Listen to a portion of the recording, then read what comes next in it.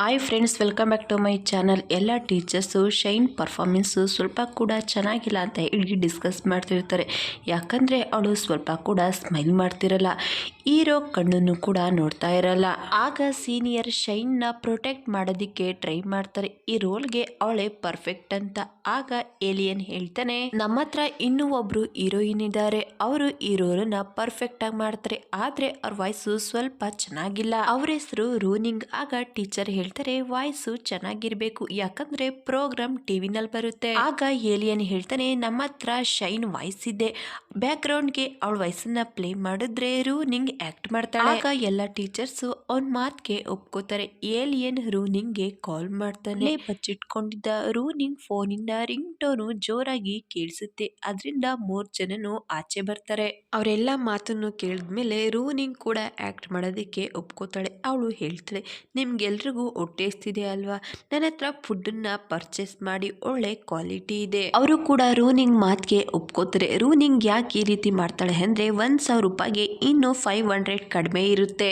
ಈಗ ಅದು ಕೂಡ ಕಂಪ್ಲೀಟ್ ಆಗಿರುತ್ತೆ. ಏಲಿಯನ್ ಶೈನ್ ಹತ್ರ ಬಂದು, ಈಗ ನೀನ್ ಮೇನ್ ಕ್ಯಾರೆಕ್ಟರ್ ಮಾಡ್ತಿಲ್ಲ ಅಂತ ಹೇಳ್ತಾನೆ. ಅದನ್ನ ಕೇಳಿ ಶೈನ್ಗೆ ತುಂಬಾನೇ ಶಾಕ್ ಆಗುತ್ತೆ. ಸೈಲೆಂಟ್ ಆಗಿ ಹೋಗ್ತಿರ್ಬೇಕಾದ್ರೆ ಅಲ್ಲಿಗೆ ರೂನಿಂಗ್ ಬಂದು 1000 ರೂಪಾಯಿನ ತೋರಿಸ್ತಾ, ನಾನು ಚಾಲೆಂಜ್ ಅಲ್ಲಿ ಗೆದ್ದಿದ್ದೀನಿ. ಆಗ ಶೈನ್ ಹೇಳ್ತಾಳೆ, ಸರಿ ಹಾಗಿದ್ರೆ ನನ್ ಕೆನ್ನೆಗೊಡಿ, ಈಗಾಗ್ಲೇ ನನ್ ರೋಲ್ನ ಕಿತ್ಕೊಂಡು ಒಂದ್ ಕೆನ್ನೆಗೊಡ್ದಿದ್ಯಾ. ಆಗ ರೂನಿಂಗ್ ಹೇಳ್ತಾಳೆ, ಸಾರಿ, ನಿನ್ ರೋಲ್ನ ಕಿತ್ಕೊಳ್ಳೋದು ನನ್ನ ಉದ್ದೇಶ ಅಲ್ಲ, ಆದ್ರೆ ಟೀಚರ್ಗೆ ನಿನ್ ಪರ್ಫಾರ್ಮೆನ್ಸ್ ಸ್ವಲ್ಪನೂ ಇಷ್ಟ ಆಗಿಲ್ಲ, ಅದಕ್ಕೆ ಅವರು ನನ್ನನ್ನ ಸೆಲೆಕ್ಟ್ ಮಾಡ್ಕೊಂಡು ಈ ರೋಲ್ನ ಕೊಟ್ಟಿರೋದು ಅಂತ ಹೇಳಿ ಜೋರಾಗಿ ಶೈನ್ ಕೆನ್ನೆಗೆ ಹೊಡಿತಾಳೆ. ಯಾರು ಕೂಡ ರೂನಿಂಗ್ ಶೈನ್ ಕೆನ್ನೆಗೆ ಹೊಡಿತಾಳೆ ಅಂತ ಎಕ್ಸ್ಪೆಕ್ಟ್ ಮಾಡಿರ, ಎಲ್ರು ಕೂಡ ಶಾಕ್ ಆಗ್ತಾರೆ.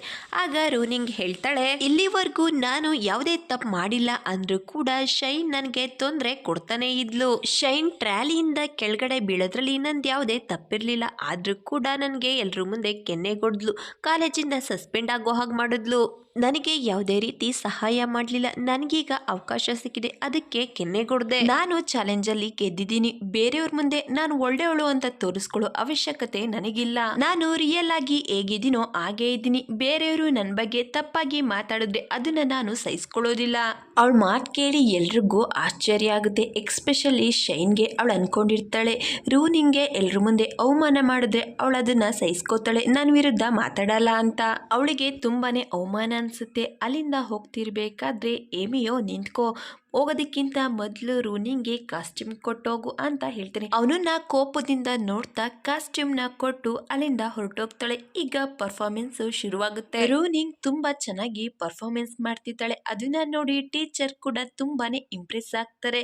ರೂನಿಂಗ್ ಶೈನ್ಗೆ ಒಂದು ದಿವಸದಲ್ಲಿ 1,000 ರೂಪಾಯಿನ ಸಂಪಾದನೆ ಮಾಡಿ ಅವಳಿಗೆ ಸರಿಯಾಗಿ ಬುದ್ಧಿ ಕಲಿಸಿದಕ್ಕೆ ಏಲಿಯನ್ ತುಂಬಾನೇ ಇಂಪ್ರೆಸ್ ಆಗಿರ್ತಾನೆ. ರೂನಿಂಗ್ ಎಷ್ಟು ಬ್ರೇವ್ ಆಗಿ ರಿಯಲ್ ಆಗಿದ್ದಾಳೆ ಅಂತ ಹೇಳಿ ಅವಳ ಹಣೆಗೆ ಮುತ್ತಿಡ್ತಾನೆ. ಅದನ್ನ ನೋಡಿ ಏಮಿಯೋಗೆ ತುಂಬಾನೇ ಶಾಕ್ ಆಗುತ್ತೆ, ಯಾಕಂದ್ರೆ ಈ ಸೀನ್ ಸ್ಕ್ರಿಪ್ಟ್ ಅಲ್ಲಿ ಇರೋದಿಲ್ಲ. ಮಿಸ್ಟರ್ ಎ, ಮಿಸ್ ವೆಂಗ್ ಕೂಡ ಫುಲ್ ಶಾಕ್ ಆಗ್ತಾರೆ. ಪ್ರೋಗ್ರಾಮ್ ಎಲ್ಲ ಮುಗಿದ್ಮೇಲೆ ಮಿಸ್ ವೆಂಗ್ ರೂನಿಂಗ್ ನ ಕೇಳ್ತಾರೆ, ನಿನ್ನ ಏಲಿಯನ್ ಮಧ್ಯ ಏನಾದ್ರೂ ನಡೀತಿದ್ಯಾ. ಆಗ ರೂನಿಂಗ್, ಇಲ್ಲ ಇಲ್ಲ, ಹಾಗೆಲ್ಲ ಏನೂ ಇಲ್ಲ ಅಂತ ಹೇಳ್ತಾಳೆ. ಮತ್ತೊಂದು ಕಡೆ ಮಿಸ್ಟರ್ ಎ ಏಲಿಯನ್ ನ ಸೇಮ್ ಕ್ವಶನ್ ನ ಕೇಳ್ತಾರೆ. ಆಗ ಏಲಿಯನ್ ಅಕ್ಸೆಪ್ಟ್ ಮಾಡಿ ಹೇಳ್ತಾರೆ, ಹೌದು, ನಾನು ರೂನಿಂಗ್ ನ ಇಷ್ಟಪಡ್ತಿದ್ದೀನಿ. ಅವ್ನ ಮಾತು ಕೇಳಿ ಮಿಸ್ಟರ್ ಎ ಬೈಯೋದಕ್ಕೆ ಶುರು ಮಾಡ್ತಾರೆ. ಮೊದಲು ನೀನು ಓದೋದ್ರ ಕಡೆ ಗಮನ ಕೊಡು, ನಿನ್ ಡ್ರೀಮ್ ಏನು ಅಂತ ನಿನಗೆ ಗೊತ್ತಿದೆ ಅಲ್ವಾ. ಏಮಿಯೋಗೆ ಅವ್ರ ಡ್ಯಾಡಿ ಮಾತು ಸ್ವಲ್ಪನೂ ಇಷ್ಟ ಆಗೋದಿಲ್ಲ. ಅವ್ರ ಅಣ್ಣನ ಪರವಾಗಿ ಮಾತಾಡೋದಕ್ಕೆ ಶುರು ಮಾಡ್ತಾನೆ. ಅಪ್ಪ, ಅಣ್ಣ ಈಗ ದೊಡ್ಡವರಾಗಿದ್ದಾರೆ, ಇಲ್ಲಿವರೆಗೂ ನೀವು ಏನ್ ಹೇಳಿದ್ರು ಅದನ್ನೆಲ್ಲ ಮಾಡ್ತಾ ಬಂದಿದ್ದಾರೆ, ಈಗ್ಲಾದ್ರೂ ಅವ್ರಿಗೆ ಏನ್ ಇಷ್ಟ ಆಗುತ್ತೋ ಅದನ್ನ ಮಾಡೋದಿಕ್ ಬಿಡಿ. ಆಗ ಏಲಿಯನ್ ಅವನ ತಮ್ಮನ ಮಾತು ಕೇಳಿ ತುಂಬಾನೇ ಎಮೋಷನಲ್ ಆಗ್ತಾನೆ. ನನ್ನ ತಮ್ಮನ್ಗೆ ನನ್ನ ಬಗ್ಗೆ ಎಷ್ಟೆಲ್ಲ ಯೋಚನೆ ಇದೆ ಅಂತ. ಅದೇ ಸಮಯದಲ್ಲಿ ಏಮಿಯೋ ಕೂಡ ಹೇಳ್ತಾನೆ, ಅಪ್ಪ, ನಾನು ಕೂಡ ರೂನಿಂಗ್ ನ ಇಷ್ಟಪಡ್ತಿದ್ದೀನಿ ಅಂತ. ಅವನ ಮಾತು ಕೇಳಿ ಅವ್ರ ತಂದೆಗೆ ತುಂಬಾ ಶಾಕ್ ಆಗುತ್ತೆ. ಇಲ್ಲಿ ಏನ್ ನಡೀತಿದೆ ಅಂತ.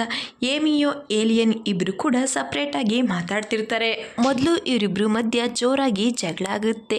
ಏಲಿಯನ್ ರೂನಿಂಗ್ ನನ್ನೋಳು ಅಂದ್ರೆ ಏಮಿಯೋ ಕೂಡ ರೂನಿಂಗ್ ನನ್ನೋಳು, ಇದ್ರ ಬಗ್ಗೆ ನಿರ್ಧಾರ ಮಾಡೋದಕ್ಕೆ ರೂನಿಂಗ್ಗೆ ಬಿಟ್ಬಿಟ್ಟಿದ್ದೀನಿ, ಯಾರನ್ನ ಅವಳ ಬಾಯ್ ಬಾಯ್ ಫ್ರೆಂಡ್ ಮಾಡ್ಕೋಬೇಕು ಅಂತ ಅನ್ಕೋತಾಳೋ ಅದ್ರ ಬಗ್ಗೆ ಅವಳೇ ನಿರ್ಧಾರ ಮಾಡ್ಲಿ ಅಂತ ಹೇಳ್ತಾನೆ. ಅಷ್ಟರಲ್ಲಿ ಅಲ್ಲಿಗೆ ರೋನಿಂಗ್ ಕೂಡ ಬರ್ತಾಳೆ. ಏಲಿಯನ್ ಜೊತೆ ಮಾತಾಡೋದಿಕ್ಕೆ ಅಂತ ಅವಳ ಜೊತೆ ಕರ್ಕೊಂಡೋಗಿ ಅವನಿಗೆ ಸಾರಿ ಹೇಳ್ತಾಳೆ. ಆಗ ಅವನಿಗೆ ಅರ್ಥ ಆಗುತ್ತೆ ರೋನಿಂಗ್ ಆನ್ಸರು ನೋ ಅಂತ. ನಾನು ಅವಳಿಗೆ ಇಷ್ಟ ಆಗಿಲ್ಲ ಅಂತ ಯೋಚನೆ ಮಾಡ್ತಾ ಪರವಾಗಿಲ್ಲ ಬಿಡು ಅಂತ ಹೇಳ್ತಾನೆ. ಆದ್ರೆ ರೋನಿಂಗ್ಗೆ ತುಂಬಾನೇ ಬೇಜಾರಾಗುತ್ತೆ. ನಾನ್ ಸ್ಟಾಪ್ ಏಲಿಯನ್ಗೆ ಸಾರಿ ಹೇಳ್ತಾನೆ ಇರ್ತಾಳೆ. ಆಗ ಏಲಿಯನ್ ಸೈಲೆಂಟ್ ಆಗಿ ಇರೋದಕ್ಕೆ ಹೇಳ್ತಾನೆ. ಈ ಸೀನ್ ಇಲ್ಲಿಗೆ ಕಟ್ ಆಗುತ್ತೆ. ರಾತ್ರಿ ಆಗಿರುತ್ತೆ.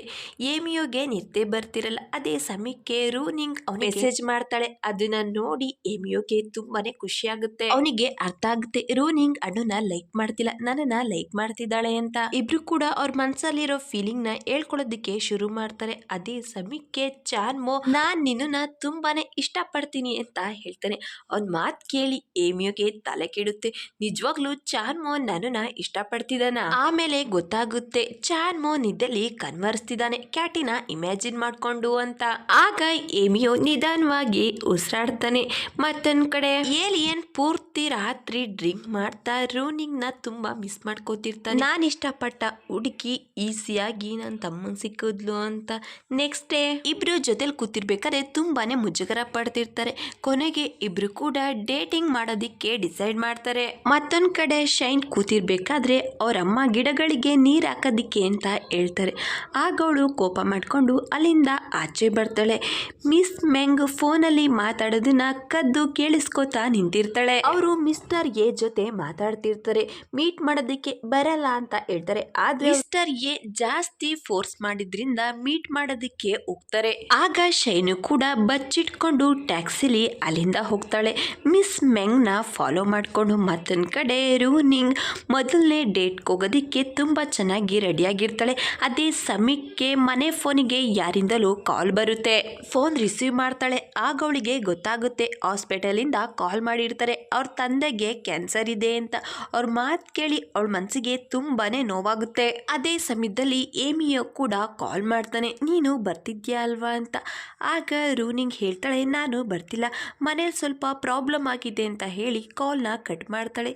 ಆಗ ಏಮಿಯೋ ಅಂತ ಪ್ರಾಬ್ಲಮ್ ಏನಾಗಿದೆ ಅಂತ ಹೇಳಿ ಅವನ ಮನಸ್ಸಿಗೂ ಕೂಡ ಸ್ವಲ್ಪ ಬೇಜಾರಾಗುತ್ತೆ. ರೋನಿಂಗ್ ಬಗ್ಗೆ ಯೋಚನೆ ಮಾಡೋದಕ್ಕೆ ಶುರು ಮಾಡ್ತಾನೆ.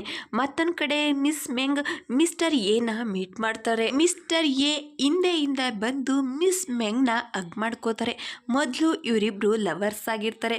ಫ್ಯಾಮಿಲಿ ಪ್ರೆಸರ್ ಇಂದ ಮಿಸ್ಟರ್ ಎ ಮಿಸ್ ಮೆಂಗ್ ನ ಬಿಟ್ಬಿಟ್ಟಿರ್ತಾರೆ. ಆದ್ರೆ ಈಗ ಮಿಸ್ ಮೆಂಗ್ ಜೊತೆ ಇರ್ಬೇಕು ಅಂತ ಬಯಸ್ತಿರ್ತಾರೆ. ಆದ್ರೆ ಅದಕ್ಕೆ ಮಿಸ್ ಮೆಂಗ್ ಒಪ್ಕೊಳ್ಳೋದಿಕ್ಕೆ ರೆಡಿ ಇರಲ್ಲ. ಸಡನ್ ಆಗಿ ಇವರಿಬ್ರು ಜೊತೆಲಿರೋ ಫೋಟೋನ ಯಾರೋ ಕ್ಲಿಕ್ ಮಾಡ್ತಾರೆ. ಅದು ಬೇರೆ ಯಾರಲ್ಲ ಶೈನಿ ಆಗಿರ್ತಾಳೆ. ಇವರಿಬ್ರು ಜೊತೆಲಿರೋ ಫೋಟೋನ ತಗೊಂಡು ರೋನಿಂಗ್ಗೆ ಬ್ಲಾಕ್ ಮೇಲ್ ಮಾಡೋದಿಕ್ಕೆ ಅಂತ. ರೋನಿಂಗ್ ಅವ್ರ ತಂದೆ ಬಗ್ಗೆ ಯೋಚನೆ ಮಾಡ್ತಾ ನಿಂತಿರ್ತಾಳೆ. ಅಲ್ಲಿಗೆ ಶೈನ್ ಬರ್ತಾಳೆ. ಮಿಸ್ ಎ ರೋನಿಂಗ್ ಅಮ್ಮ ಜೊತೆಲಿರೋ ಫೋಟೋನ ತೋರಿಸ್ತಾ ನಿಮ್ಮಮ್ಮ ಅಫೇರ್ ನಡೆಸ್ತಾ ಇದ್ದಾರೆ, ನಿಮ್ದು ಎಂತ ಫ್ಯಾಮಿಲಿ. ಆಗ ರೋನಿಂಗ್ ಅವ್ರ ಅಮ್ಮನ ಫೋಟೋನ ನೋಡಿ ಅವಳಿಗೆ ತುಂಬಾ ಶಾಕ್ ಆಗುತ್ತೆ. ಆಗ ಶೈನ್ ಮತ್ತೆ ಬ್ಲ್ಯಾಕ್ ಮೇಲ್ ಮಾಡೋದಕ್ಕೆ ಶುರು ಮಾಡ್ತಾಳೆ.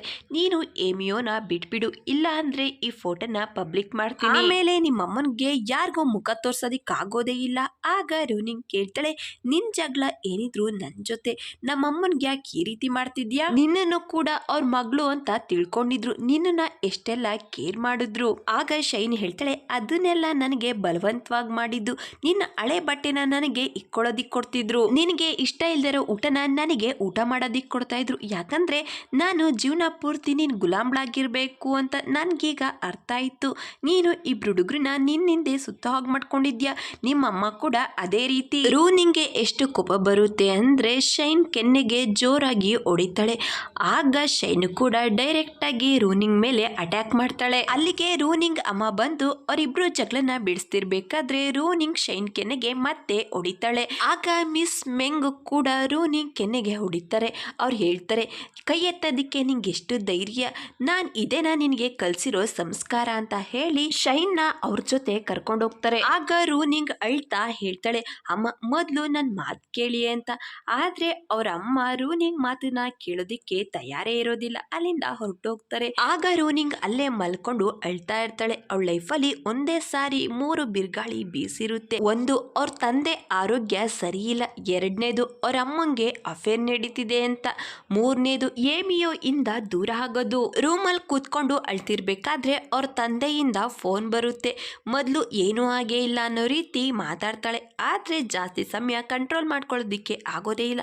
ಕಾಲ್ನ ಕಟ್ ಮಾಡಿ ಜೋರಾಗಿ ಅಳೋದಕ್ಕೆ ಶುರು ಮಾಡ್ತಾಳೆ. ಮತ್ತೊಂದು ಕಡೆ ಏಮಿಯೋ ತುಂಬಾ ಸಾರಿ ರೂನಿಂಗ್ಗೆ ಕಾಲ್ ಮಾಡ್ತಾನೆ. ಆದರೆ ಅವಳು ಅವನ ಕಾಲ್ನ ರಿಸೀವ್ ಮಾಡೋದೇ ಇಲ್ಲ. ನೆಕ್ಸ್ಟ್ ಡೇ ಏಮಿಯೋನ ಮೀಟ್ ಮಾಡಿ ಹೇಳ್ತಾಳೆ, ನನಗೆ ನೀನು ಸ್ವಲ್ಪನೂ ಇಷ್ಟ ಇಲ್ಲ. ಆಗ ಏಮಿಯೋ ಹೇಳ್ತಾನೆ, ನೀನು ತಮಾಷೆ ಮಾಡ್ತಿದ್ಯಾ ತಾನೆ.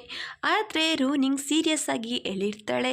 ಯಾಕಂದರೆ ಶೈನ್ ರೂನಿಂಗ್ಗೆ ಹೇಳಿರ್ತಾಳೆ, ನೀನು ಏಮಿಯೋ ಜೊತೆ ಬ್ರೇಕಪ್ ಮಾಡ್ಕೊಳ್ಳಿಲ್ಲ ಅಂದರೆ ಆ ಫೋಟೋನ ಎಲ್ಲರೂ ನೋಡೋ ಹಾಗೆ ಮಾಡ್ತೀನಿ ಅಂತ. ಏಮಿಯೋ ಜೊತೆ ಬ್ರೇಕಪ್ ಮಾಡ್ಕೊಂಡು ಹೋಗ್ತಿರ್ಬೇಕಾದ್ರೆ ರೂನಿಂಗ್ ತುಂಬಾನೇ ಅಳ್ತಾ ಹೋಗ್ತಿರ್ತಾಳೆ. ಏಮಿಯೋಗೆ ಏನು ಕೂಡ ಅರ್ಥ ಆಗಲ್ಲ, ರೂನಿಂಗ್ ಯಾಕೆ ನನ್ನ ಜೊತೆ ಬ್ರೇಕಪ್ ಮಾಡ್ಕೋತಿದ್ದಾಳೆ ಅಂತ. ಇಲ್ಲಿಗೆ ಪಾರ್ಟ್ 12 ಎಂಡ್ ಆಗುತ್ತೆ. Thank you for watching.